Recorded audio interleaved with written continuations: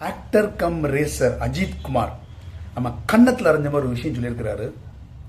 But இன்னும் அஜித் வாழ்க, விஜய் வாழ்க, நீங்க எப்போ வாழ போறீங்க? வேணா தர்ஷன் பூமிக்கு நம்ம வர்றது நம்மளோட வாழ்க்கையை பார்க்கறது தான். நம்ம சிந்தனையும் நம்மளோட எண்ணங்களையும் நம்மளோட வளர்ச்சிக்கு பயன்படுத்துவதற்கு நம்ம வர்றோம். வேற யாரோ ஒருத்தருக்காண்டி அரசியல் தலைவருக்கோ, சினிமா நடிகருக்கோ, கிரிக்கெட் பிளேயருக்கோ, எனி ஸ்போர்ட்ஸ்மேனுக்கோ வாழ்க கோஷம் போடுறதுக்காண்டி நம்ம வரல.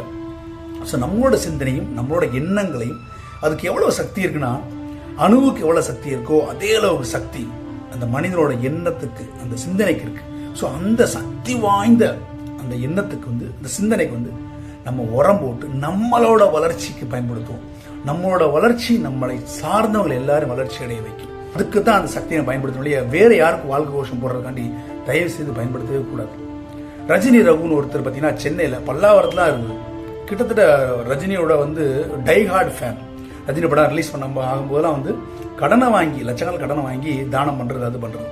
இப்போ ரீசெண்டாக ஒரு 10 நாளைக்கு முன்னாடி தற்கொலை பண்ணி இறந்துக்கிறார். எதனாலனா இப்படி கடனை வாங்கி கிடத்துல 10 லட்சம் கடன் ரஜினிக்காண்டி செஞ்சு பிறந்த நாள் நீக்கு சேர்ந்து படம் ரிலீஸ் பண்ணுறது.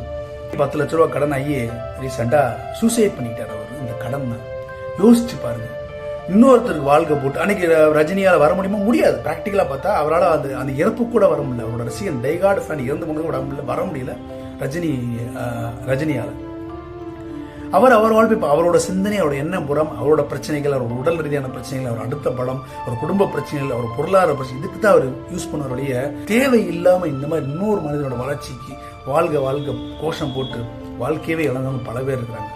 தயவு செய்து நம்மளோட சக்தியை, நம்மளோட சிந்தனை, நம்மளோட எண்ணங்களை நம்மளோட வளர்ச்சிக்கு யூஸ் பண்ணுவோம். அது ஒட்டுமொத்த வளர்ச்சியாக முடியும்.